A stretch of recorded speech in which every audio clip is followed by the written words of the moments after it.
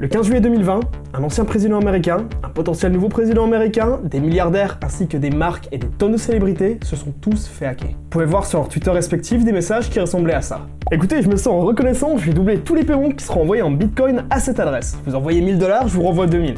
Nous avons décidé de redonner un peu d'argent à notre communauté. Tous les bitcoins envoyés à l'adresse suivante seront doublés. Je rends l'argent aux fans. Tous les bitcoins qui seront envoyés à cette adresse seront doublés. Chaque bitcoin envoyé à cette adresse est Waouh.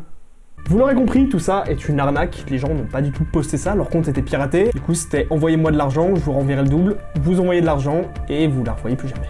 Et mine de rien, en l'espace d'une soirée, il y a quand même 130 comptes qui ont été piratés pour diffuser cette arnaque-là. Alors au début, moi quand j'ai vu ça, c'était juste un compte, c'était Elon Musk, je me suis dit ouais bon, ok, bon, il s'est peut-être fait avoir par un phishing, il y a eu un truc, c'est un peu triste hein, mais bon, ça arrive. Puis il y en a un autre qui a popé comme ça, puis un autre, puis encore un autre, et vraiment c'est parti n'importe comment. Je pense que là on a affaire à l'une des plus grosses affaires récentes de piratage et Twitter quoi. C'est un truc délirant. Bref, comment c'est possible tout ça? Combien d'argent a été fait grâce à cette arnaque? Qu'est-ce qui s'est passé finalement? Et bien aujourd'hui, on va répondre à ça.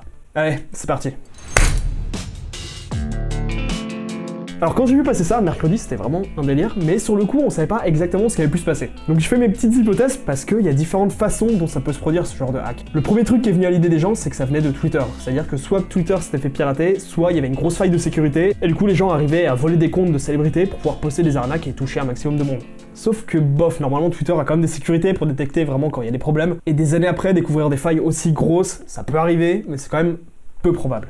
Moi, ce que je me suis dit au début, c'est que ça pouvait être une appli tierce. Par exemple, je sais pas, au lieu d'utiliser Instagram pour pouvoir faire des stories, t'as besoin de plus d'effets. Et ben au lieu d'utiliser l'appli Instagram, tu utilises l'appli tierce Ingrastam, j'ai pas trouvé mieux, qui rajoute tout simplement des options que t'as pas de base sur Instagram. Et donc, au lieu de te connecter à Insta, tu te connectes à cette appli-là, et cette appli-là, bah, comme c'est pas Insta, il y a peut-être moins de sécurité, il y a plus de chances que ça se fasse pirater. Et quand ça arrive, ben, on peut imaginer que toutes les personnes qui avaient des comptes sur Ingratam, c'est très dur à prononcer, se retrouvent piratées comme ça et ça touche des milliers de comptes. Mais ici c'est pas le cas. Avant que je passe vraiment à l'explication, là j'aimerais parler d'un petit indice qu'on a eu. Il y a eu des présidents américains qui ont été piratés, enfin il y a eu Barack Obama, c'est un président américain, il y a eu Joe Biden qui est en course pour les élections cette année, mais il n'y a pas eu Donald Trump. Faut se rappeler d'un truc, en 2017, c'est qu'il y a un employé de Twitter, un peu avant de partir de Twitter, il avait eu la bonne idée de fermer le compte de Donald Trump. Le mec a utilisé son compte Twitter de professionnel quoi, et il avait bloqué le compte de Trump. Ce qu'on peut supposer, c'est que suite à ça, il y a des sécurités qui ont été mises en plus pour Trump pour éviter que des employés puissent faire n'importe quoi avec son compte. Et donc si Trump s'est pas fait hacker, c'est peut-être que le hack, il vient de Twitter directement,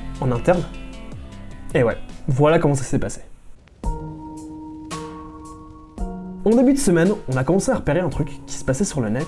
Il y a des forums de hack tout simplement, et il y a un mec dessus qui disait qu'il pouvait fournir n'importe quel compte Twitter. Parce qu'il y a des offres à un pirate comme ça sur internet, le mec disait juste qu'il pouvait remplacer n'importe quel email de compte Twitter, et donc tu pouvais récupérer un compte. C'est juste énorme. Et en plus de ça, on a commencé à voir apparaître des screens du dashboard qui est utilisé par les employés de Twitter. C'est un truc qui est censé être secret et c'est fou qu'on ait eu des screenshots de ça déjà. Dashboard qui du coup ressemble à ça. Ah pardon, non, oh, ça me le fait tout le temps, ça c'est... Oh là là. Dashboard qui du coup ressemble à ça. Alors comme vous pouvez voir, on peut voir des infos sur les comptes Twitter.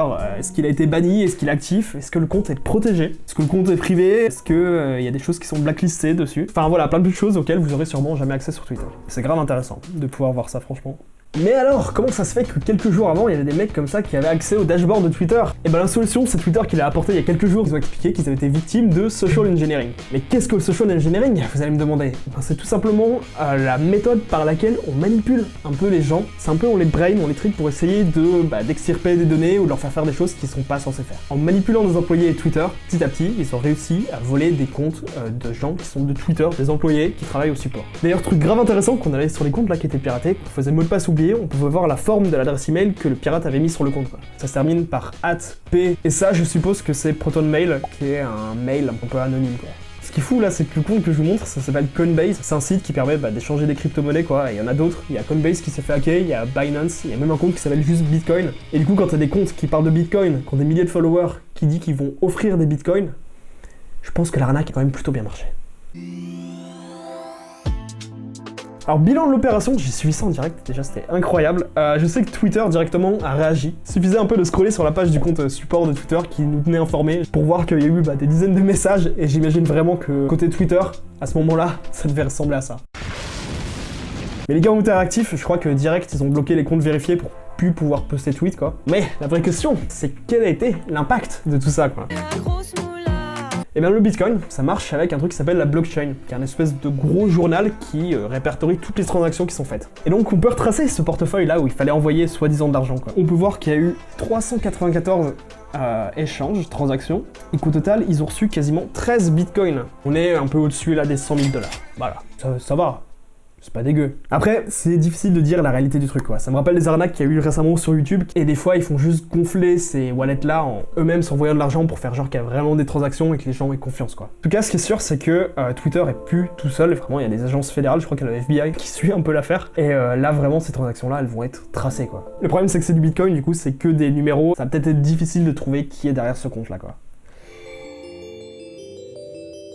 Bref, voilà, une histoire incroyable. Au final, 100 000 $, par rapport aux accès que les personnes ont eu, on peut se dire que c'est peu. C'est presque bizarre, sans rentrer dans le complot, hein. Imagine par exemple si ces pirates-là se mettaient à poster les messages privés de Joe Biden. Ça ferait ça en fait. Juste, imagine s'ils se mettaient à poster les conversations privées de Kanye West et Kim Kardashian. Ah ouais bah non, ça serait pas intéressant. Bref, on sait qu'ils ont eu accès au téléphone et email des comptes concernés, par exemple, et du coup aux messages privés et à d'autres choses comme ça. Est-ce que c'était des personnes pas expérimentées, qui ont juste eu de la chance de récupérer ce compte-là et qui ont fait leur petite arnaque sans réaliser le pouvoir qu'ils avaient? Est-ce que c'était un avertissement un peu pour parler des dangers que peuvent représenter les réseaux sociaux comme ça? En tout cas, ce qui est sûr, c'est qu'il va falloir vraiment surveiller le net dans les jours prochains pour voir s'il n'y a pas des données qui ont été volées, qui vont continuer de fuiter après, et s'il y a d'autres conséquences, s'il y avait autre chose derrière ce piratage. Voilà donc pour cette petite news. Je sais pas si ça vous intéresse que je fasse des vidéos comme ça où on parle de grosses news, où je vous apporte un peu mes connaissances à côté. En tout cas, voilà, vous pouvez mettre un petit pouce bleu, un petit truc pour m'aider à pousser cette vidéo et à me soutenir, quoi, tout simplement. Je vous laisse évidemment avec des vidéos YouTube, voilà, suggérées par YouTube, très certainement un grand cru, le bouton s'abonner, évidemment. Et je vous donne rendez-vous très bientôt pour d'autres vidéos. Ciao!